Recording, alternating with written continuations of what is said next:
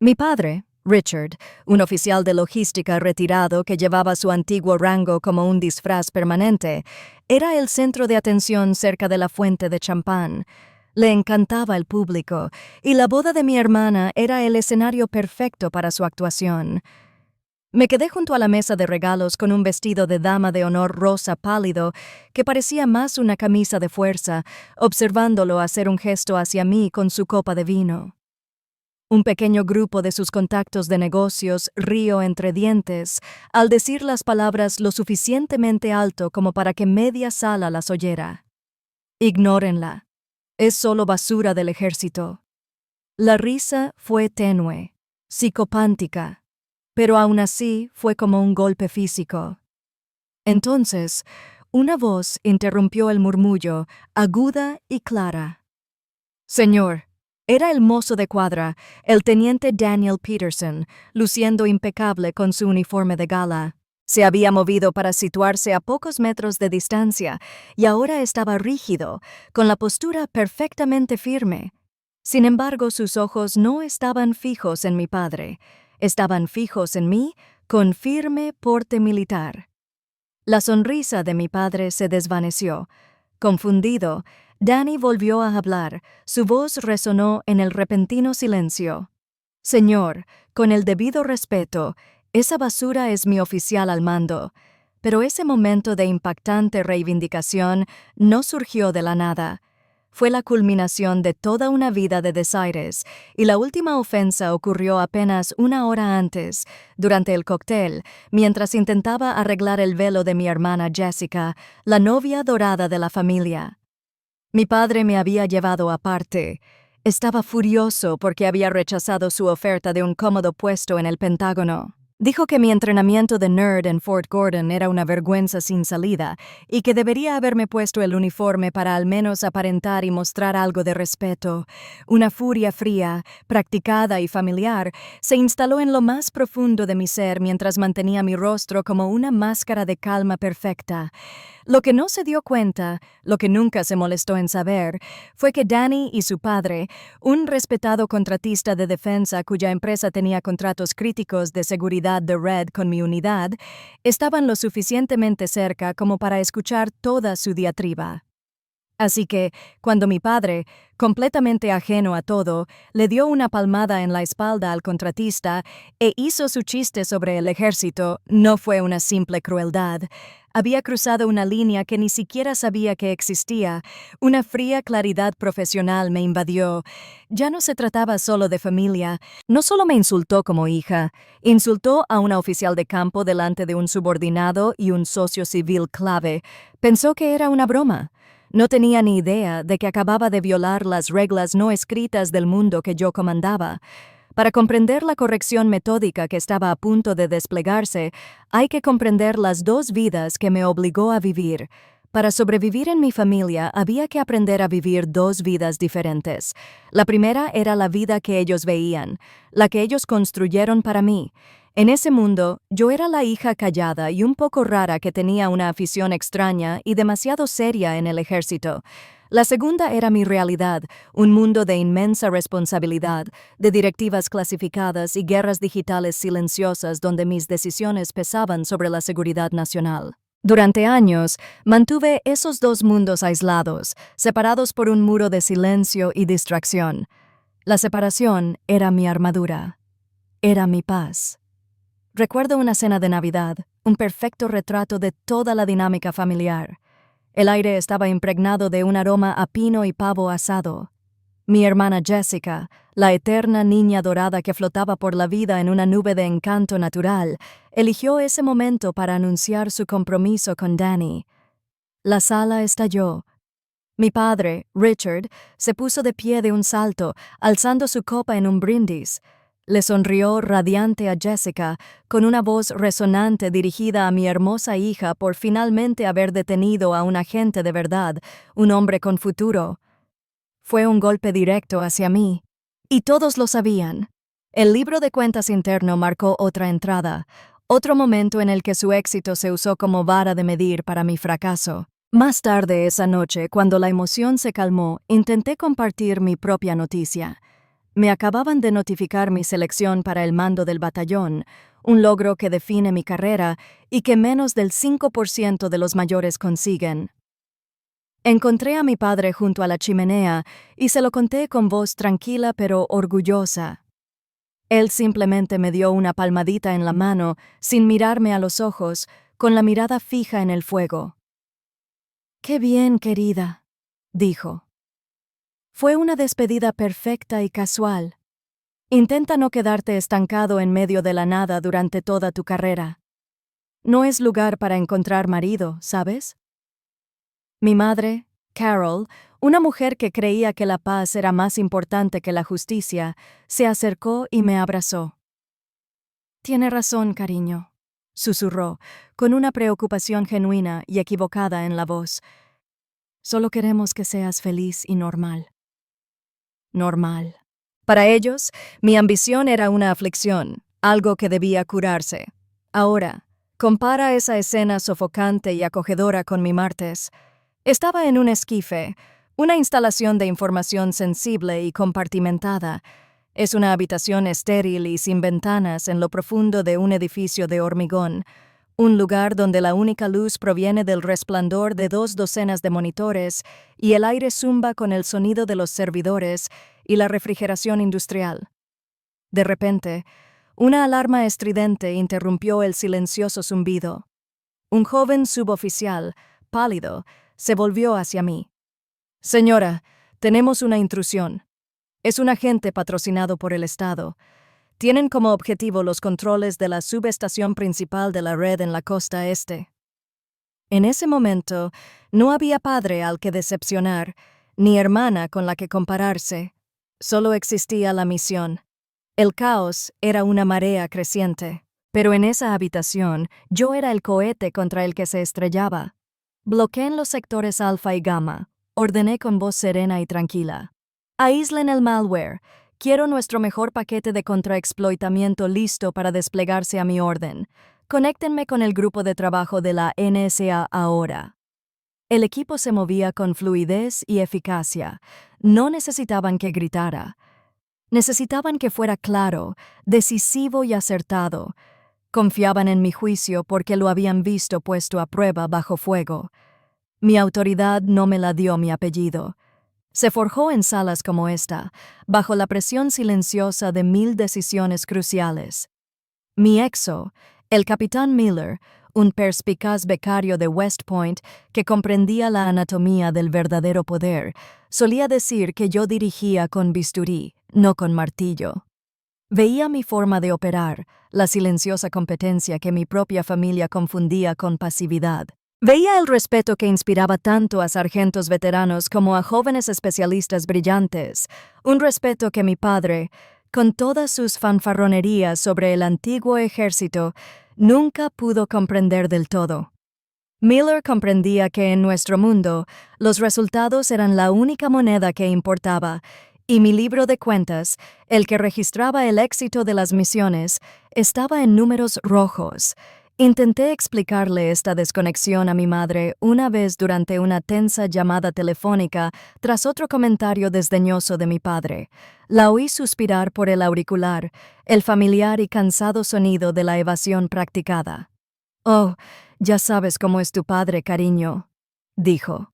«Le encanta la idea del ejército, los desfiles, la tradición, las historias.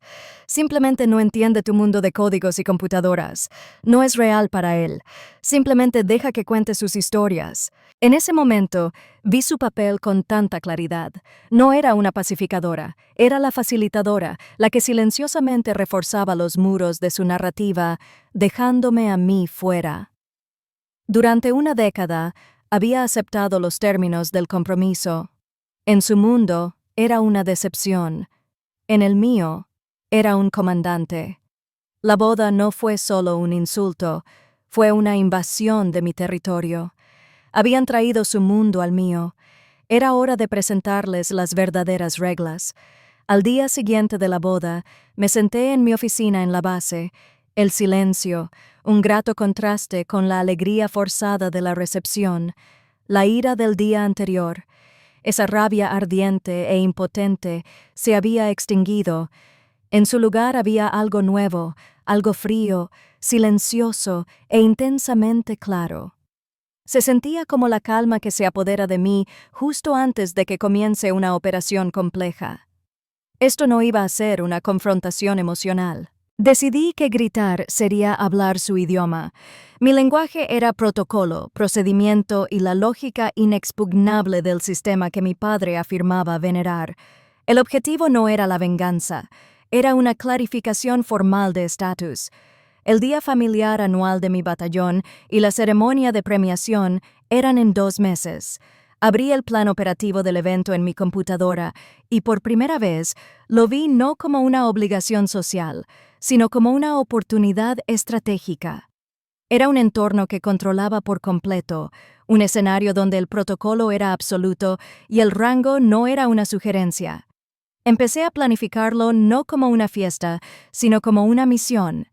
Cada invitación, cada asiento, cada palabra pronunciada desde el podio sería un elemento cuidadosamente calibrado de mi diseño operativo. No habría ambigüedad. Mi primer paso fue redactar la invitación oficial. La dirigí no a mi padre, sino al señor Richard Williams, de UU. La distinción era sutil, pero crucial. Un reconocimiento formal de su condición de civil, que ya no formaba parte de la institución que usaba como escudo. La invitación solicitaba cordialmente su presencia y le ofrecía un asiento de honor en primera fila. Sabía que su ego no resistiría la tentación. Lo vería como un reconocimiento de su importancia, que debía haber recibido hacía tiempo, sin cuestionar jamás quién le otorgaba realmente el honor.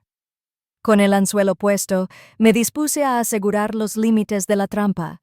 Solicité formalmente, a través de la Oficina de Asuntos Públicos de la Brigada, que nuestro comandante, un coronel con pleno conocimiento de los éxitos clasificados de mi unidad, fuera el orador invitado y presentara las más altas condecoraciones. Su presencia aportaría una seriedad intachable al proceso. La pieza final fue la carga explosiva. Revisé y aprobé personalmente la mención de condecoración del teniente Daniel Peterson, incluyendo una línea específica que elogiaba su inquebrantable integridad y su estricto apego a las costumbres y cortesías del servicio militar, tanto dentro como fuera del servicio.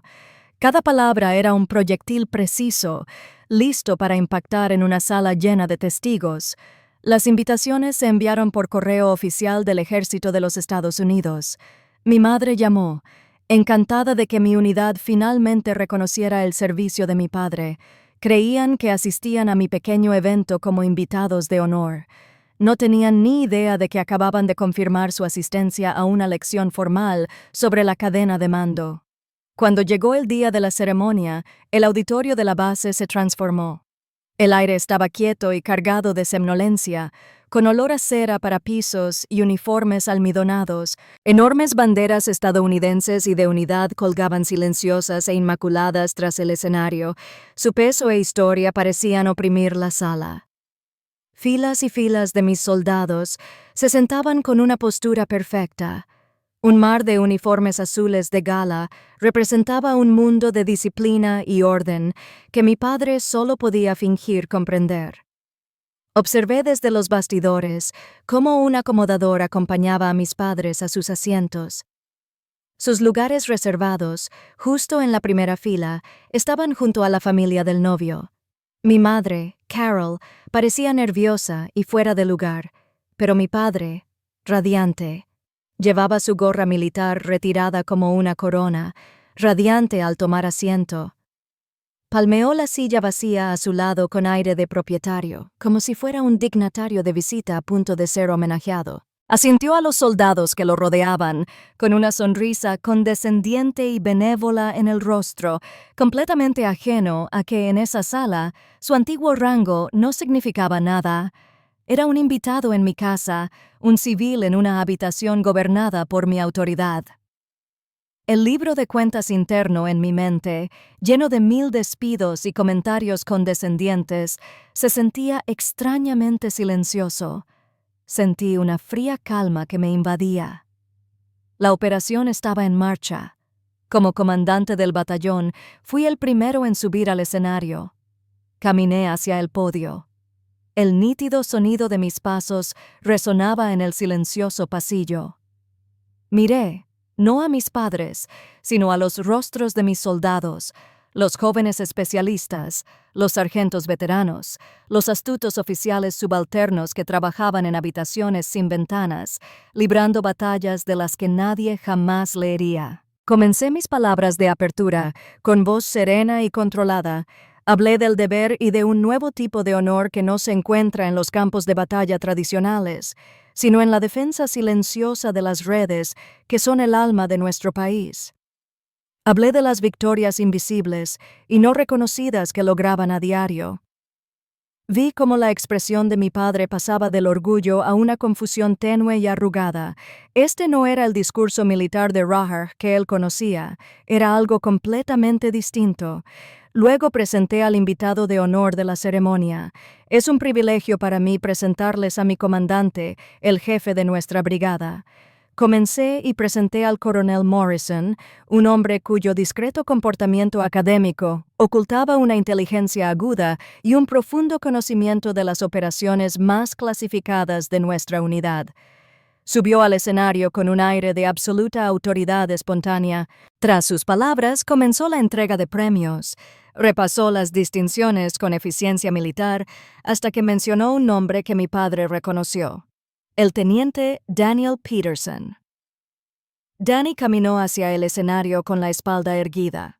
El coronel leyó su mención, que detallaba su excepcional trabajo en un proyecto reciente. Terminó con una frase: me lo sabía de memoria, por su profesionalismo ejemplar y por mantener los más altos estándares de decoro militar, tanto dentro como fuera del servicio. Al terminar la frase, la mirada del coronel se desvió un instante hacia la primera fila, un misil silencioso que impactó en su objetivo con una precisión devastadora. Mi padre se removió incómodo en su asiento, pero el evento principal aún estaba por llegar. El coronel se aclaró la garganta y finalmente anunció, con su voz llenando el auditorio: es un gran honor para mí presentar la Legión al Mérito por una conducta excepcionalmente meritoria en el desempeño de servicios y logros sobresalientes. Hizo una pausa, dejando que el peso del premio se asentara en la sala. Este premio reconoce el exitoso liderazgo de la Operación Escudo Silencioso, una misión de vital importancia para nuestra seguridad nacional, que frustró un ataque catastrófico a la infraestructura financiera de nuestra nación.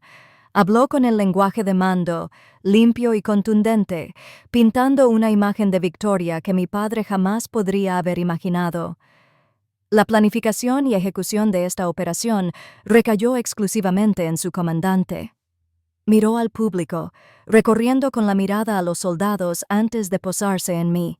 Es un honor para mí entregar este premio a su comandante, la mayor Elizabeth Williams. El nombre quedó en el aire por un instante, y luego la sala estalló. No fue un aplauso cortés, fue una oleada de genuino respeto atronador. Todos los soldados en la sala se pusieron de pie al instante. Mi padre, sin embargo, se quedó paralizado. Permaneció sentado medio segundo de más, con el rostro pálido y boquiabierto, una máscara de incredulidad. Los cuerpos uniformados que se alzaban a su alrededor finalmente lo obligaron a ponerse de pie. Un títere movido por los hilos del protocolo que no podía desafiar. No representaba a su hija, representaba a un mayor que recibía la Legión al Mérito de manos de un coronel. Era un cómplice, una pieza de escenografía en una obra donde acababa de descubrir que no era la estrella. Caminé hacia el escenario, con movimientos precisos y ensayados. Me detuve ante el coronel y le hice un saludo militar. Mientras me clavaba el pesado metal en el pecho, miré más allá de él, más allá de las banderas, y mis ojos se cruzaron brevemente con los de mis padres. Vi a un hombre que nunca había visto, pequeño, insignificante y completamente destrozado por una verdad que ya no podía negar. La narrativa que había construido durante 30 años, aquella en la que él era el guerrero orgulloso y yo la decepcionante nota al pie, había sido desmantelada pública y ceremoniosamente. Mi padre me había pasado toda la vida hablando del poder del uniforme. Al final, fue el uniforme y el rango que nunca llegó a alcanzar lo que lo dejó sin palabras. En la recepción posterior a la ceremonia, el ambiente era totalmente opuesto al de la boda de mi hermana. Mis padres, Richard y Carol, estaban solos al fondo del salón. Dos islas aisladas en un mar de celebración. Nadie se les acercó. Eran fantasmas en una fiesta. Su irrelevancia, una fuerza palpable, solo podían observar mientras yo estaba rodeado por mi mundo real. Mis soldados, mi gente, formaron una fila para estrecharme la mano. Un sargento mayor de comando canoso, un hombre con más años de servicio que yo, me apretó la mano con fuerza y dijo: «¡Qué trabajo tan duro, señora! ¡Qué trabajo tan duro!». Los jóvenes tenientes, rebosantes de energía, hablaban de estar inspirados. Danny y su familia me dieron un cálido abrazo. Su padre me palmeó el hombro con un orgullo genuino y sin reservas. Desde el otro lado de la sala, vi a mi padre observar todo lo que sucedía. No quedaba rabia en su rostro, solo un vacío profundo y derrotado. No se despidió. No armó un escándalo. Simplemente se dio la vuelta. Un hombre, despojado de su propia narrativa, salió sigilosamente por una puerta lateral. Mi madre lo seguía en silencio. Al final, su juicio no terminó con un golpe, sino con un gemido silencioso y patético. El libro de cuentas interno, el que había registrado décadas de desaires y despidos, finalmente se equilibró. La deuda estaba pagada, la cuenta cerrada. Sentí solo paz. Un año después, estaba en ese mismo campo de desfiles, pero esta vez fui yo quien me despedí. La hoja de roble plateada de un teniente coronel estaba prendida en mi pecho, un símbolo tangible de un futuro que él nunca pensó que podría tener. Le entregué el batallón Guidon, la bandera que representa el alma de la unidad, a un mayor perspicaz y capaz a quien yo mismo había guiado. Dejaba el 75 no por haber fracasado, sino por haber triunfado. Me habían seleccionado para un puesto estratégico de alto nivel en la sede de Cybercom, pasando del frente táctico al centro neurálgico de la ciberdefensa global. Mi legado no residía solo en las misiones que había liderado, sino en los líderes que estaba formando para ocupar mi lugar. Mi nueva oficina en Fort Mee no tenía ventana. No la necesitaba. Las paredes estaban dominadas por enormes pantallas interactivas que mostraban datos de la red global en tiempo real. Este era mi nuevo hogar, y sus habitantes eran mi nueva tribu. Había analistas civiles con varios doctorados, criptógrafos de la NSA, que hablaban con algoritmos y colegas de todas las ramas del ejército. Aquí, a nadie le importaba tu apellido ni las historias que contabas sobre ti. Les importaba la calidad de tu análisis, la lógica de tus argumentos y tu capacidad para mantener la calma cuando los enemigos más sofisticados del mundo estaban a las puertas. En este intenso ambiente de colaboración, yo no era el niño invisible ni la basura del ejército. Era simplemente Williams o el teniente coronel. Mis ideas fueron cuestionadas, mis estrategias debatidas y mis contribuciones valoradas. Era una familia forjada no por lazos de sangre ni obligación, sino por una misión crítica compartida y un profundo respeto mutuo por la competencia. Por primera vez en mi vida sentí que no tenía que compartimentarme. Podía aportar todo mi ser al trabajo, y no solo lo aceptaban, sino que era un requisito. Allí era donde realmente pertenecía. Una noche, mientras hacía las últimas comprobaciones de una sesión informativa para el Estado Mayor Conjunto, apareció un correo electrónico en mi terminal seguro. El remitente era simplemente Richard Williams. El asunto decía: «Felicidades». Mi dedo se cernía sobre la tecla de borrar, pero una silenciosa curiosidad me hizo abrirlo. El mensaje era breve, las frases forzadas y torpes, como si las hubiera escrito un desconocido. Vi el anuncio de tu ascenso a teniente coronel en el Army Times. Decía: Parece que malinterpreté tu trayectoria profesional. Tu madre está bien. No fue una disculpa. Fue una rendición. Una bandera blanca de un mundo que ya no tenía ningún derecho sobre mí. Una última y tenue transmisión desde una orilla distante e irrelevante. Leí las palabras una vez, luego otra. No había una oleada de triunfo, ni una amargura persistente. Solo había una serena irrevocabilidad. Mi paz ya no dependía de su aprobación ni de su comprensión. Era mía, forjada a fuego y ganada en silencio. Sin responder, pasé el cursor sobre el mensaje y pulsé archivar. El correo desapareció. Volví a concentrarme en los complejos datos de la misión que brillaban en la pantalla. Tenía que prepararme para una sesión informativa. Mi padre creía que un legado eran las historias que uno contaba sobre sí mismo. Aprendí que un verdadero legado es lo que tu gente dice de ti al salir de la sala. Si alguna vez has tenido que demostrar tu valía a quienes se niegan a verla, comparte tu historia a continuación. En esta comunidad, tu experiencia siempre es reconocida.